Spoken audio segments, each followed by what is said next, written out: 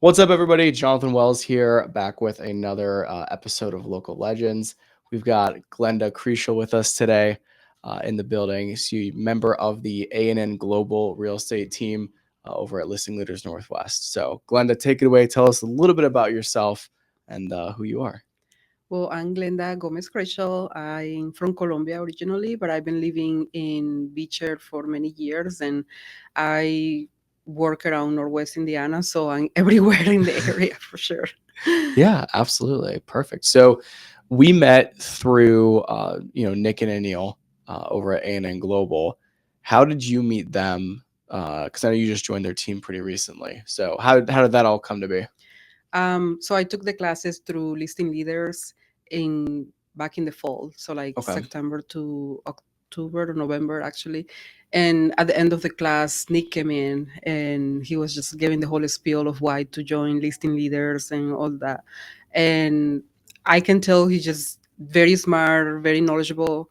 And when I so that was it. And then I had to study for the test, so I submerged myself for 2 weeks and did the test and passed at the first, which is pretty good. Yeah, Yeah, so I definitely. passed staying national. And then winter came and I was like, okay, where do I want to join? Which way I want to go? And I just was praying about it, praying Hmm. about it, praying about it. And then God just showed me Nick. It's Yeah. like, I was like, Nick, God just showed me his face. And I was like, Nick is a good fit for me. His personality matches mine because he's very mellow and I'm not. So Yeah. it's a good match. Um, and so I called him. I was like, I think I tested him. I was like, hey, I don't know if you're looking, but I really would like to join your team. Yeah. And so we talk, and here I am. And that's how I met Anil, because in the meeting Anil was there, and Anil was on board from the very beginning too. And he's like, yeah, we would love to have you. And Yeah. that's how I got there. Awesome. So what really drove you to, pursue real estate as a career? Were you doing things before real estate? Let's talk careers leading up to this and then why you chose it. Sure. So I'm an environmental engineer. Okay. That's what I studied right after high school, and I loved it. And I worked as an engineer in one of the biggest open coal mine in the world, which is located in my state in Colombia. And that was great. But when I moved here to US to work as an engineer, living in Beecher, Hmm. I had to drive to Chicago or Joliet or whatever. I know the commute was gonna be at least 45 minutes, Yeah. and I just didn't want to do that because I knew I wanted kids Right. one day. And so I talked it over with my husband, and I was like, yeah, I don't think I can pursue my career as engineering here because it will be very demanding. Right. And because I already had worked as engineer before, so I knew it was very demanding.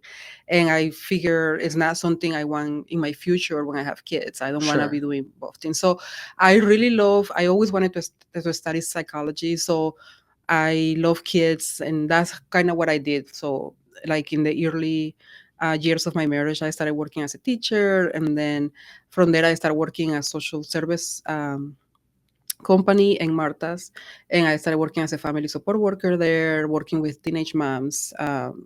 That were pregnant, and we help them with resources, help them like get ahead in life and kind of like life skills. Hmm. So I really love that job. I Yeah. really, really love that job. So I was like, hey, I think it will be a good fit for me to do social work. So I did a master in social work. So I started working as a social worker, did my internship, did therapy, graduated, and then I had twins. So Mm. when I had twins, then life was shifted again because it was, Yeah. I had nobody here. I had no family near. So Hmm. I had to be full time with my kids. So then I put that on hold. I'm a licensed social worker. So I had to keep my license, keeping renew it, but on hold while my kids were little. Yeah.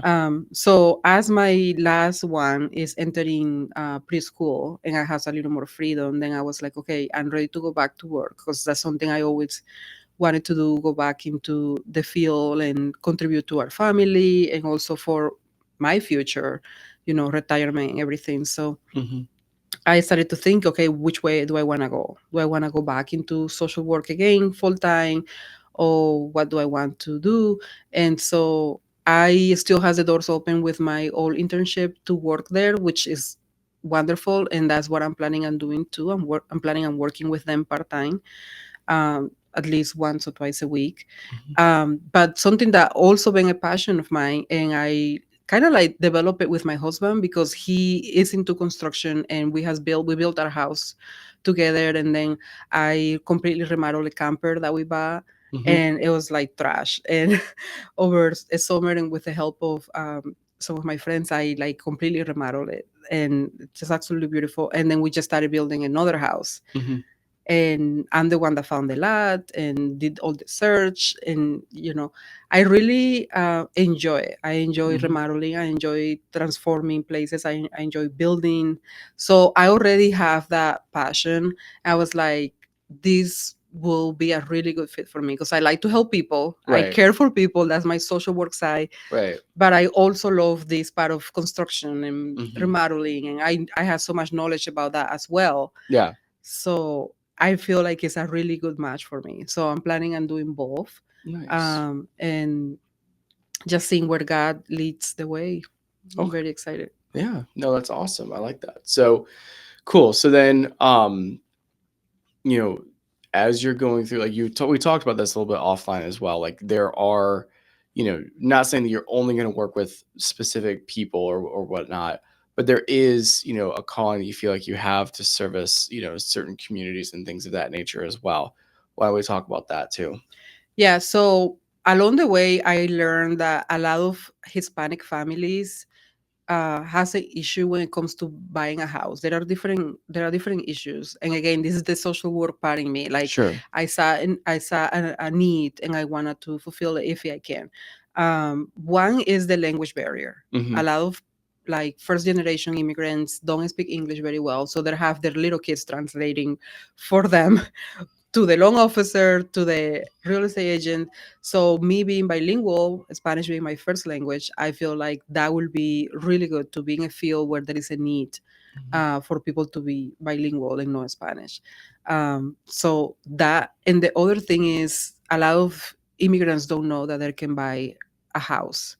So there are different programs that help them get a loan. There is people that work real hard all their life, save their money, pay their taxes, but they're renting, and they can never get ahead because of it. Mm-hmm. So I think I'm I would love to serve anybody that needs a house, searching for property, and etc. But I'm also very passionate about serving the Latino community Mm-hmm. and people that can benefit for programs that can allow them to buy a house, Yeah. and get ahead in life and bring a better future for their kids. So what are some things that, like, if someone who's in that community that's listening to this right now, what are some things that you could tell them to help them maybe understand that they're actually ready to purchase now, or, like to get them on the right track?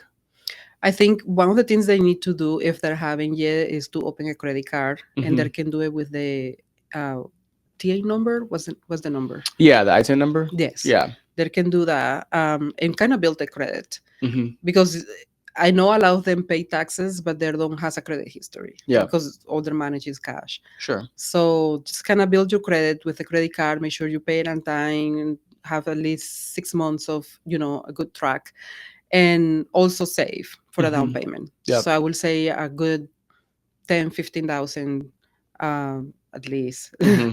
for a down payment, depending on how much the house cost. Um, those are things that they can prepare for the future. So Yeah. just taking those steps will make a huge difference. Yeah, You know. definitely. Yeah, and I see that all the time too, like with the I-10 clients, because we'll get a few of them, per month that are just referred in. And a lot of times they don't have, credit. They don't have, I mean, they've got, a lot of them have cash. It's cash. It's not in the bank, right? So a lot of times, I'm telling their agent, like, hey, get with these people, like help them apply for a credit card, help them get, a bank account set up. Obviously, you're not the one filling out the applications for Right. them, but if they have questions, like, you can help, like, guide them through it or whatever. And I'll send them, resources too, saying like, hey, here's, a list of top 10 best secured credit cards, to get if you have an ITIN number, right? There's so many different articles they can find online to help them, guide them through that process. But And a lot of times too, on the credit side, like I'll tell my clients, especially if they're not credit people, I'll tell them, well, you're paying for some subscription. You have to be. There's no way you're not paying for a subscription, even if it's your phone bill, it's still a Yeah, subscription, right? So whatever you have that's a monthly subscription, put it on this card, and then set your auto payment on there with your bank. And then now you don't have to ever use the credit card, but it's automatically getting, drawn from that subscription and paid off in full from, your bank account. So that's a just good idea. check it every 30 days, make sure your payment's going through, you're good to go, moving on to the next thing.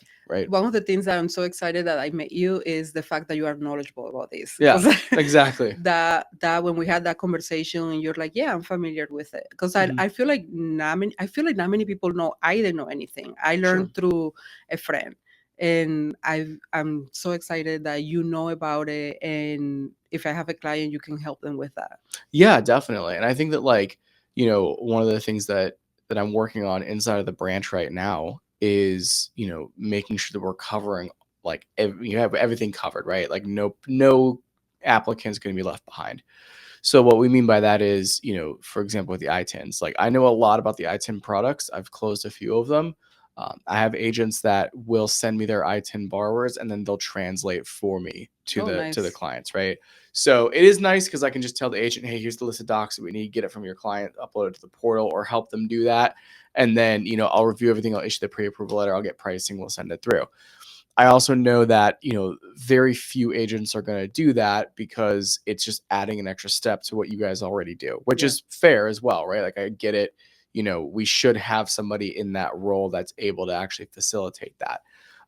So, this guy's got to pass the test first, but he already passed his pre-licensing, coursework and everything. Buddy of mine, he's going to end up getting his LO license, and he'll be pretty much strictly just Hispanic borrowers, Nice. because he also has a Hispanic background too. So like, even if I knew Spanish, I don't know. It is still tough to build trust with, a particular demographic Yes. if you're not from that community, right?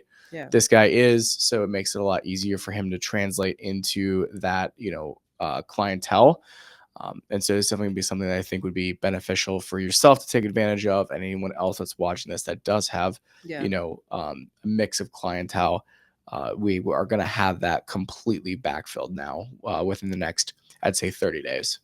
And that's so exciting. That's one of the things we talked about. Maybe doing Hmm. like a seminar or something that Yeah. can get people educated and informed Yep. about this. And maybe like focusing on the communities like Chicago Heights or Hmm. South Village, where there is a lot of, Hispanic community. There is also Moments is big, Hispanic community. There is a lot of places where this knowledge needs to be brought so they can know Yeah. there is different actions that they have. Yeah, absolutely. 100%. Yeah. And I think that, having, like you said, workshops like that, classes, it's only going to help promote, um, you know, more homeownership in that community, right? I think at the end of the day, that's what you really see is that there's, you know, percentage wise, right? Like, depending if you don't fit the box of traditional homeowner, you've got more challenges to face. And that's why you have a lower percentage of, different demographics that are homeowners, right? Pair that with, I saw an article that by the year 2030, they expect the median home price across the US to be about $615,000. Oh wow. So now, that's not to say that Northwest Indiana is going to be that way because it's the median across the The entire country, U.S. yeah. So you've got a lot of high, income and high value places in there. At the same time, though, I do think that you're still going to see an inflated, market in Northwest Indiana and across the nation. So even the cheaper states to live in, like where we're at, aren't going to be, really It's cheap a already lot going affected. The forward. market, Yeah. is high. I Hmm. mean, everything is high. The groceries Hmm. is hard right now for people to make it. Yeah. And I feel like educating communities, especially low income communities, about the importance of saving, the Hmm. importance of how they distribute their money, how they're invested. Yeah. I feel like all those things are so valuable because it creates generational wealth. Yeah. A lot of the times kids grow up, they don't know what to do with their money. They start working, they don't know how to use it. Yeah. They just blow through it and blow through it. And they find themselves being 25, 30, and there has nothing. Right. Everything that they has earned is gone. Yeah. So preparing people for the future and how to save, how to prepare themselves so that one day they can own a home or they can buy a property. I Yeah. feel like it's very important. Absolutely. Yeah. I think it all starts, like you said, with that education, especially from an early age.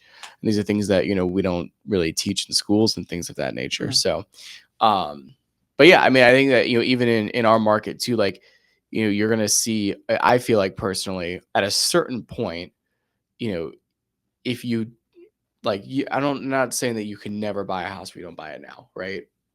But at a certain point, like we went through this again during COVID, you know, if you were qualified for $250,000 in 2019 and you didn't buy a house, that home in 2022 was now worth, probably 350 or more. And, now you also add in elevator rates on top of that too. So that same person that could have purchased at 250, now they're only going to be approved at maybe 175 because their income hasn't changed much. Yeah. And 175 now doesn't even get you, a 3-bed, 2-bath in some places, right? So, I think that there is, this like theoretical boat that if you miss it, depending on your income, your background, and everything else, it is going to be significantly harder to get into a property in general. And then now you also add in the fact that, okay, well, you need this many bedrooms, this, this square footage in this area, it's just going to, continue to get increasingly harder. Right. Do you think there is a chance that house prices will go down a little bit? So possibly. So here's where my thought is on housing in general. I mean, we still have a shortage of inventory. I also think that buyers are getting extremely fed up with, how they've been treated over the last, I would say, 5 years, right? So if the house isn't perfect in most cases, if the house isn't perfect, the buyers are going to walk unless they get these things fixed or they get credits for them, right? And again, every market's a little bit different. I'm only speaking for a lot of the deals that I'm dealing with right now. Yeah. I just had like 4 deals fall through in 1 week because of wow. inspection issues, Yeah. right? So like it is what it is. They're going to go buy a different house, but they're being a lot more selective and picky, right? Compared to when they were buying house without even inspections, which I think it was crazy. Exactly. But I mean, tough times call for tough decisions because I mean, a lot of the people needed to move right away and they didn't have a chance to wait, and people were getting so many offers and they had to buy right away on the spot. Yeah. But many people, got affected because they bought houses without inspection, and Yeah. it's always recommended to get inspection. Yeah, exactly.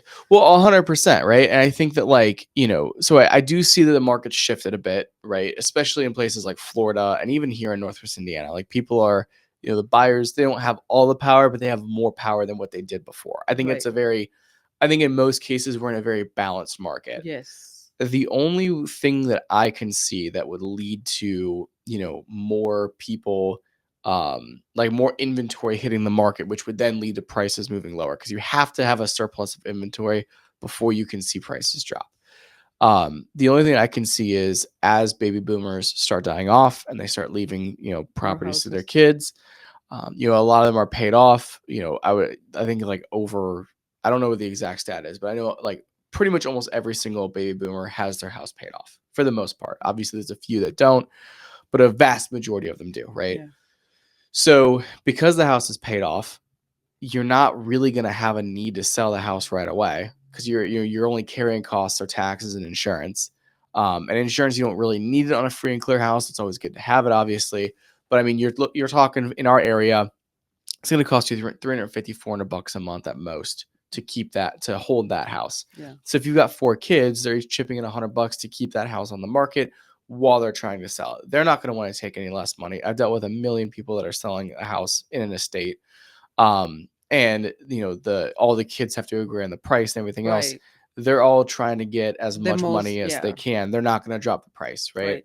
So, I feel like in a lot of those cases, you're going to have, like in our particular market, I don't see prices moving significantly lower. If they do, maybe you'll see a 10% correction at most.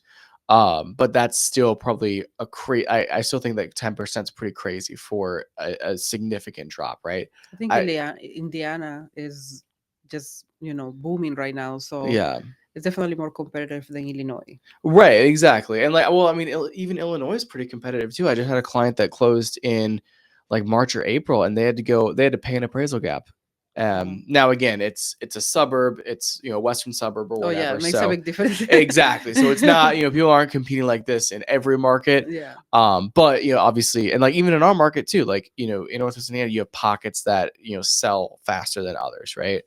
And so my philosophy is like I really don't see anything on the horizon that's going to give somebody a big enough discount for them to justify waiting past the time that they're actually ready, right? So if you're qualified, if the payment makes sense, if everything works out, and you know that you can do this, you're not getting any additional benefit by waiting. Now, if you already own a home and your rate's 3% and you don't have to move, sure. Why I would wait too, yeah, right? Because your payment's likely going to be close to double what it currently is. yes, So take that time to save as much money as you can, put money into your retirement accounts and everything, and then when you have to move up, or rent your house out and move to something yeah, different, right?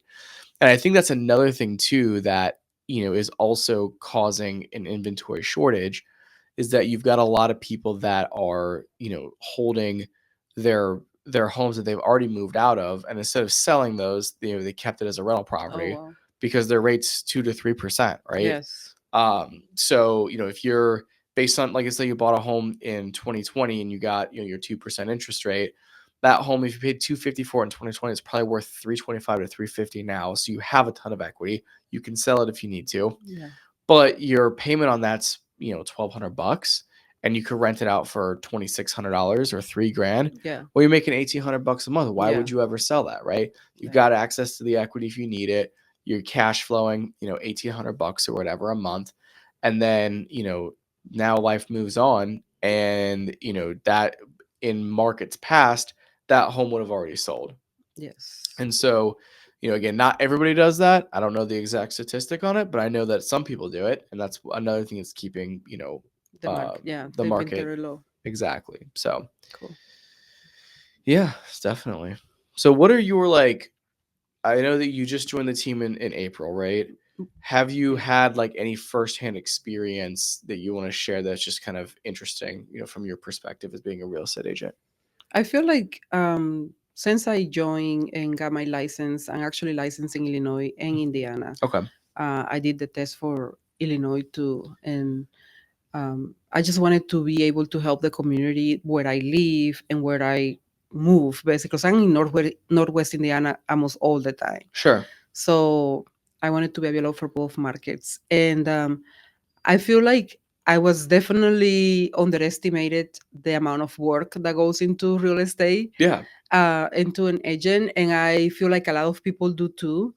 And I will definitely, I'm a talker, so I will definitely like to educate people about what it's like, because I feel like people just think that you just go there and show a house and you get a check. Like, Right. that's not how it works. There is so much that goes into it. There is such a big liability for you and your license. Like, is there is so much that goes behind the scenes, so much paperwork, and I feel like I got a glimpse of that when I bought a lot. And all the paperwork that went in, if it wasn't for my real estate agent, I would have been like so overwhelmed. And Hmm. he's like, oh yeah, this is nothing compared to when you buy a house. It's more paperwork Yeah. than if it's just a lot.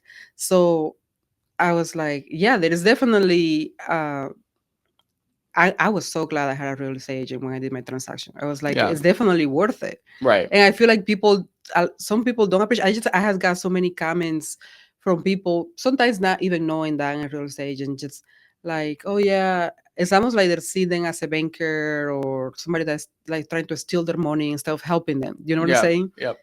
um oh yeah, they're just this isn't that, like, wow, to get me. I'm sure there is bad people out there, For there sure. is people that maybe try to take advantage of situations, but hopefully, um I pray that everybody finds a good agent. The agent we had was a really good agent, and it made the experience so good. And it was so helpful to have somebody deal with all the paperwork. Mhm. So I feel like for me that was one of the biggest, it's like check coming into this, is like how much work goes into it. Yeah. So I've been just preparing myself, going to seminars, open houses, showings, going over the contracts, and just dealing with people. And I love it. I really do. Yeah. I It combines interacting with people, which I love. I love talking with people. It combines caring with people, which is what I do in social work. It combines the construction side, which is something that I'm excited about.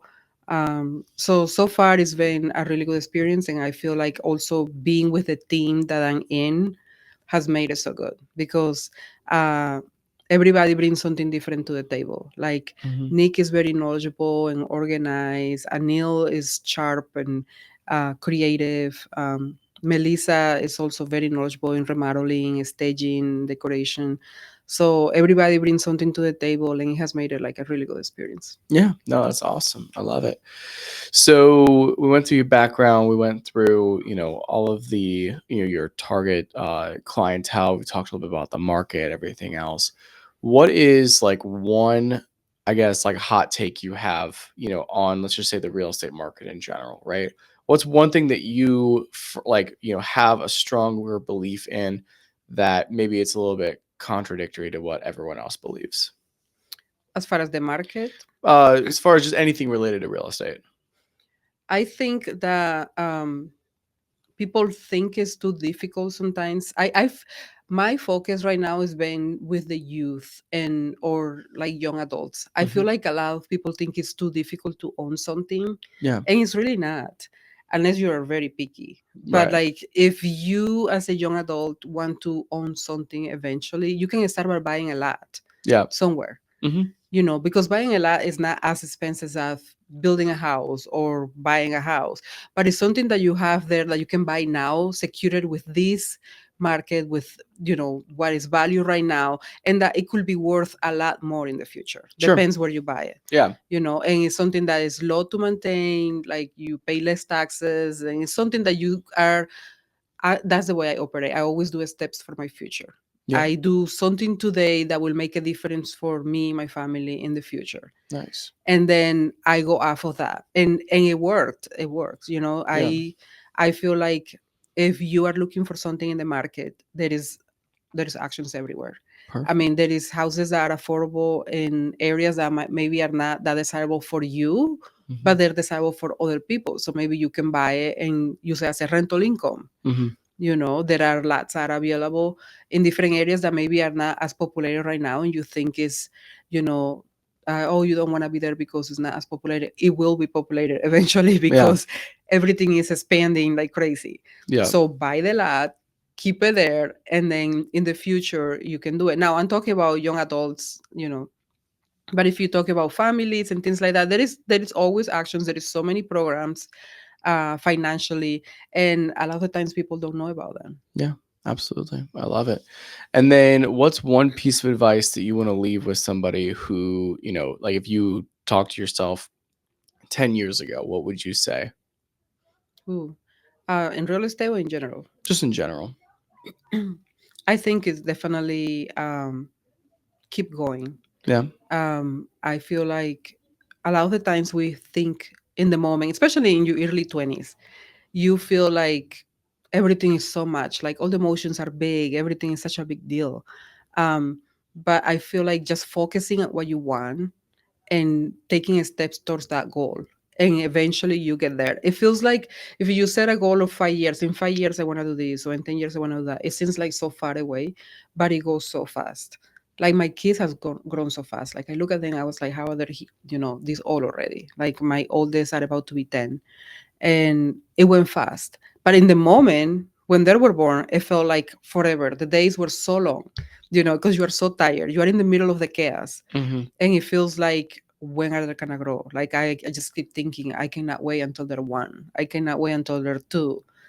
And now I don't want them to grow anymore, Mhm. because now they're gonna go into that preteen stage, Right. and think I want to keep them the way they are right now.